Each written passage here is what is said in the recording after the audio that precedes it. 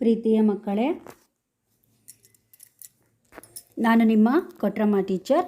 ಈ ದಿನ ನಾವು ಕನ್ನಡ ವ್ಯಾಕರಣದ ಬಗ್ಗೆ ತಿಳಿದುಕೊಳ್ಳೋಣ. ಕನ್ನಡ ವರ್ಣಮಾಲೆಗಳು. ಮಕ್ಕಳೇ, ಕನ್ನಡ ವರ್ಣಮಾಲೆಯಲ್ಲಿ ಎಷ್ಟು ಅಕ್ಷರಗಳಿದ್ದಾವೆ? ಕನ್ನಡ ವರ್ಣಮಾಲೆಯಲ್ಲಿ ಒಟ್ಟು 49 ಅಕ್ಷರಗಳಿದ್ದಾವೆ. ಇವುಗಳನ್ನು ವರ್ಣಗಳೆಂದು ಕರೆಯುತ್ತಾರೆ. ಈ ವರ್ಣಗಳ ಕ್ರಮಬದ್ಧ ಜೋಡಣೆಯೇ ವರ್ಣಮಾಲೆ.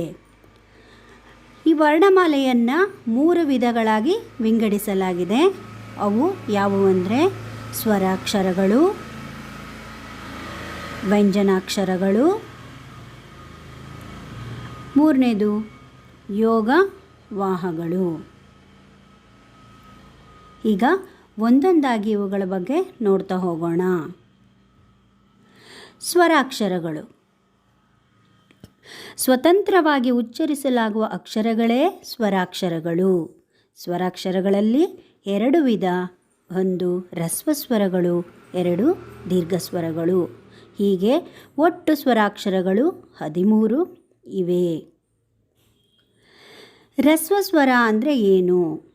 ಒಂದು ಮಾತ್ರಾ ಕಾಲದಲ್ಲಿ ಉಚ್ಚರಿಸಲಾಗುವ ಅಕ್ಷರಗಳೇ ಹ್ರಸ್ವಸ್ವರಗಳು.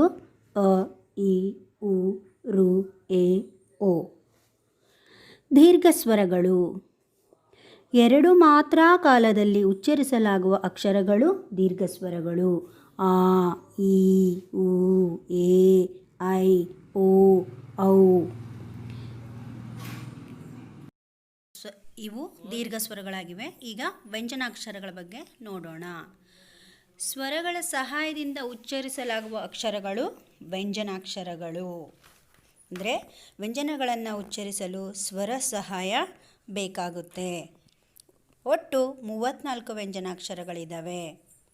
ಉದಾಹರಣೆ: ಕ ಪ್ಲಸ್ ಅ ಕ, ಚ ಪ್ಲಸ್ ಅ ಚ.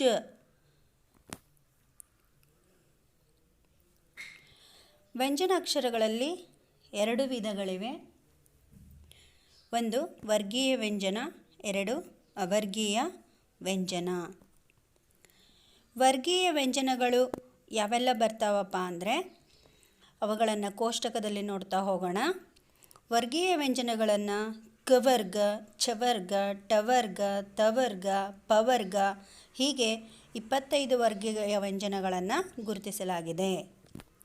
ಅವರ್ಗೀಯ ವ್ಯಂಜನಗಳು ಯಾವುವು ಅಂದರೆ ಯ, ರ, ಲ, ವ, ಶ, ಶ, ಸ, ಹ ಮತ್ತು ಳ. ಇವು ಅವರ್ಗೀಯ ವ್ಯಂಜನಗಳಾಗಿದ್ದಾವೆ. ಮಕ್ಕಳೇ, ನಿಮಗೀಗ ಕನ್ನಡ ವರ್ಣಮಾಲೆಯ ವ್ಯಾಕರಣ ಮಾಹಿತಿ ಗೊತ್ತಾಯಿತು ಅಂತ ಅಂದ್ಕೊಂಡಿದ್ದೀನಿ. ಇದನ್ನು ನೀವು ನೀಟಾಗಿ ಅಭ್ಯಾಸ ಮಾಡಬೇಕು. ಅಭ್ಯಾಸವನ್ನು ಪೂರ್ತಿಗೊಳಿಸಿ. ಜೊತೆಗೆ ಪುಸ್ತಕದಲ್ಲಿ ನೀಡಿರುವಂತಹ ಅಭ್ಯಾಸ ವರ್ಕನ್ನು ಬರೆಯಿರಿ.